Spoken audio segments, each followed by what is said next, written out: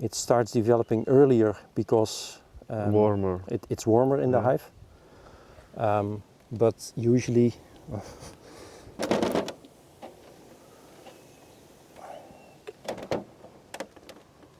in springtime it will only take a few weeks, and then the nests are all the same size, to be honest. So you don't notice the difference during the season. So the beehive, they call it Bolisteri? Yeah. And what are the privilege and the advantages and disadvantages for this kind of beehives?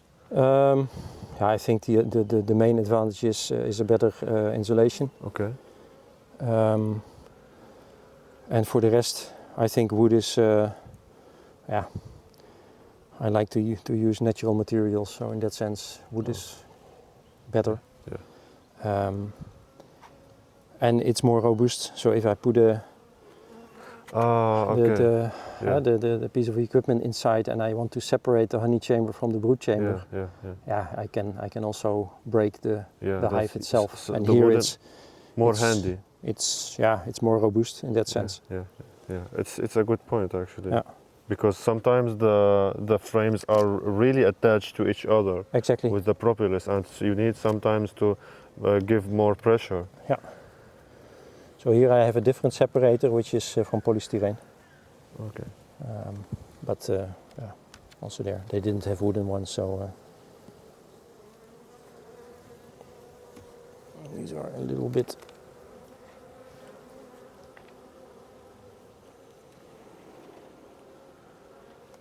Now we see.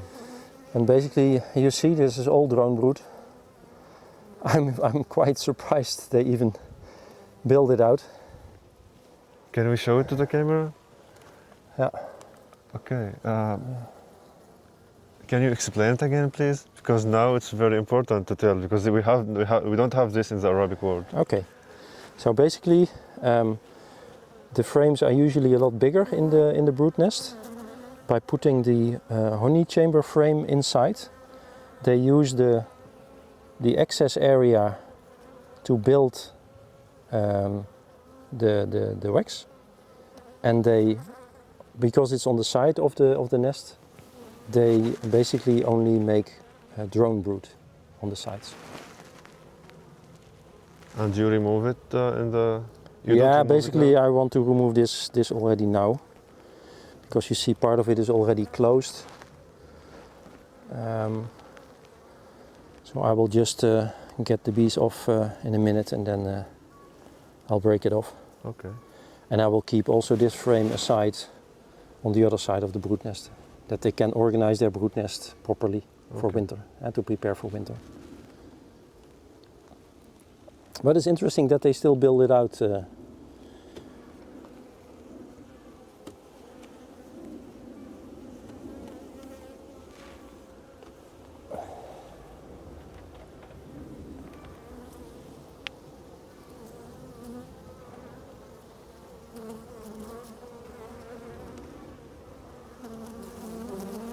You see, these are quite, well, not itchy, but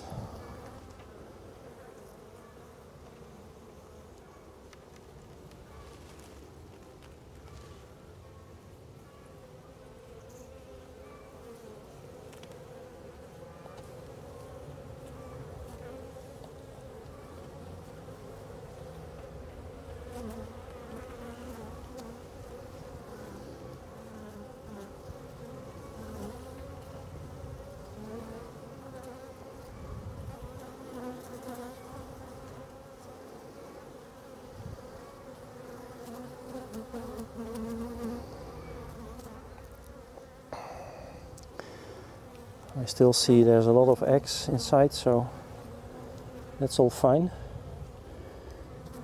These are a little bit more itchy, not that they want to sting, but you see, there's more to scare, to be scary.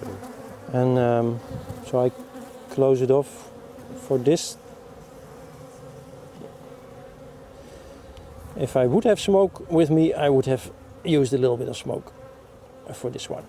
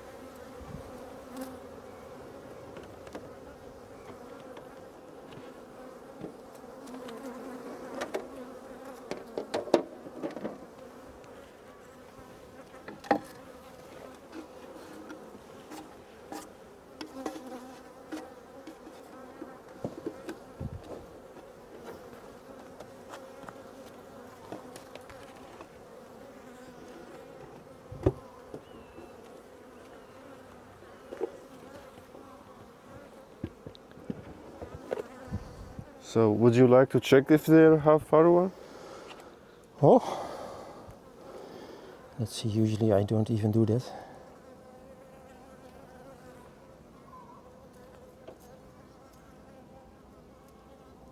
I also don't know.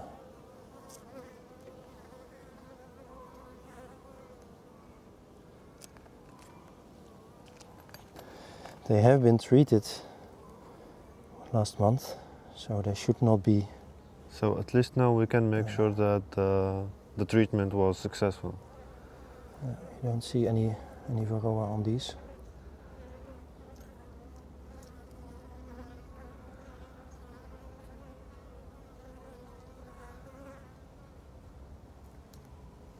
Nope.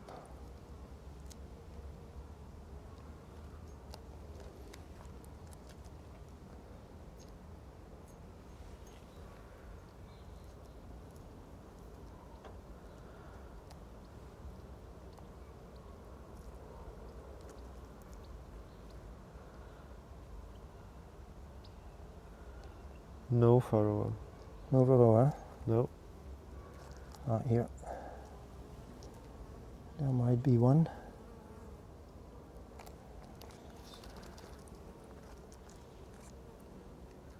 Perhaps on this one.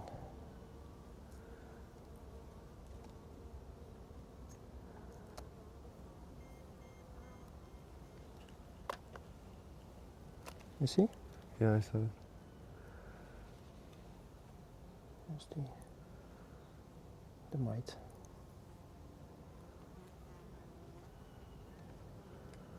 So there's still a mite inside, but yeah.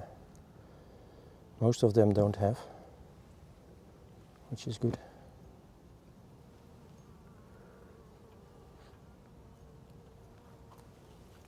Yes. So, Yeah. Finally, what advice you can give for a new beekeeper?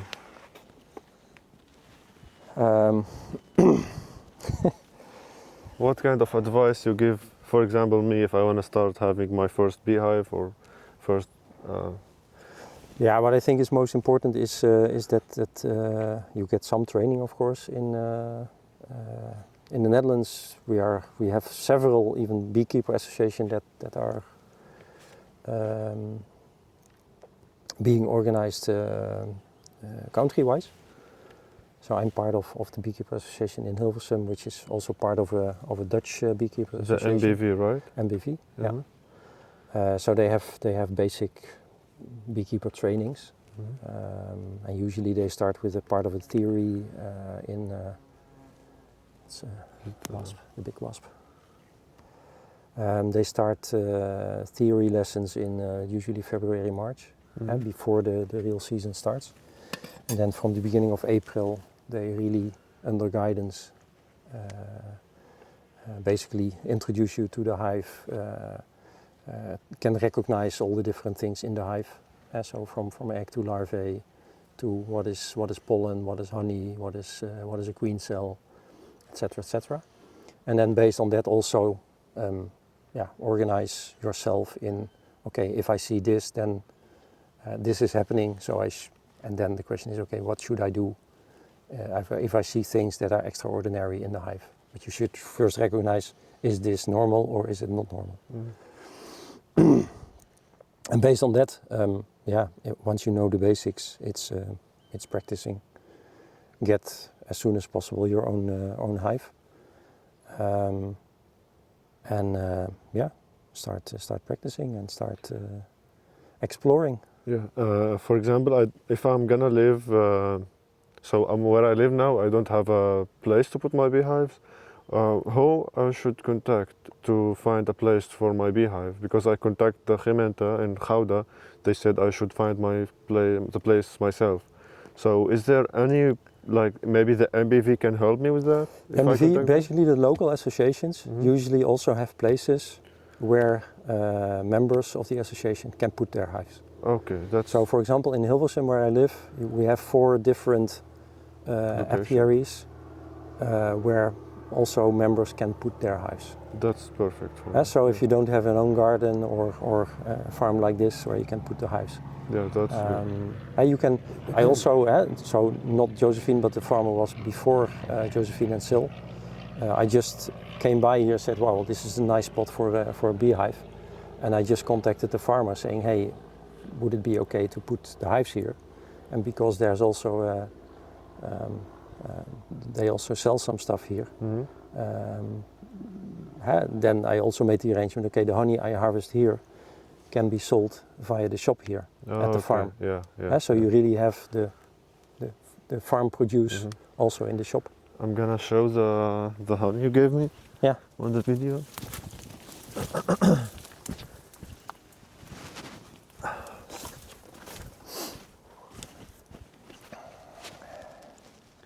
So again, what was the name of this honey?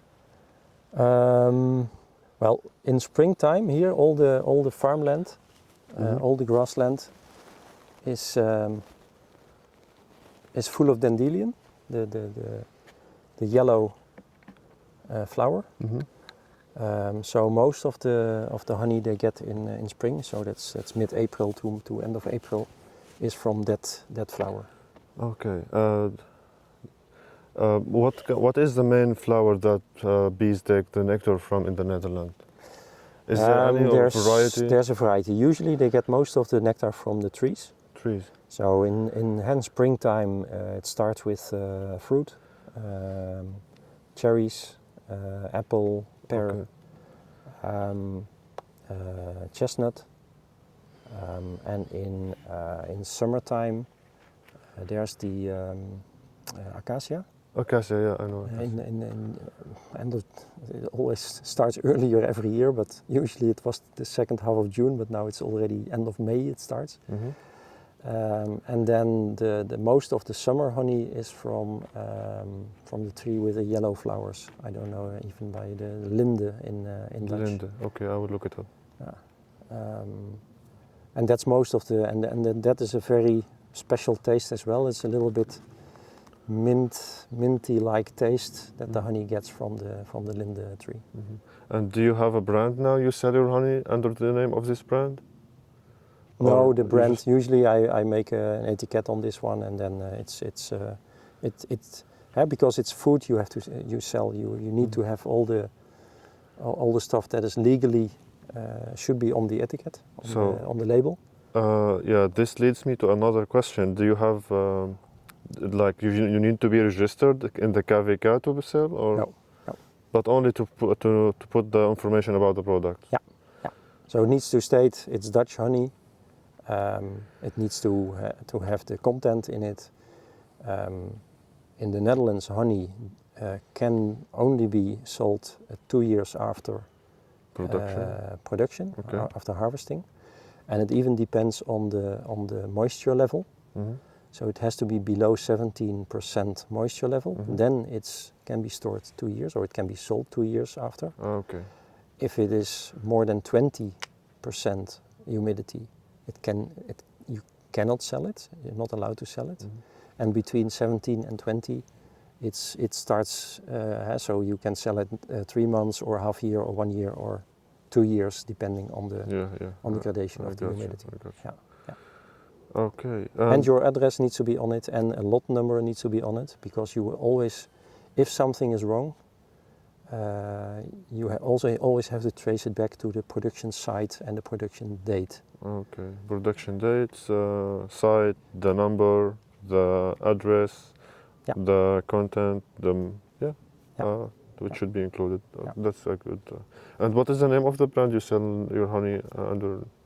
There's no brand. But I put a stamp on it, Eikenstein. which is the farm here. At least now. And that's it. Okay, thank you very much for all the information. It was definitely very helpful. Okay, welcome. Appreciate it. A pleasure. Thank you.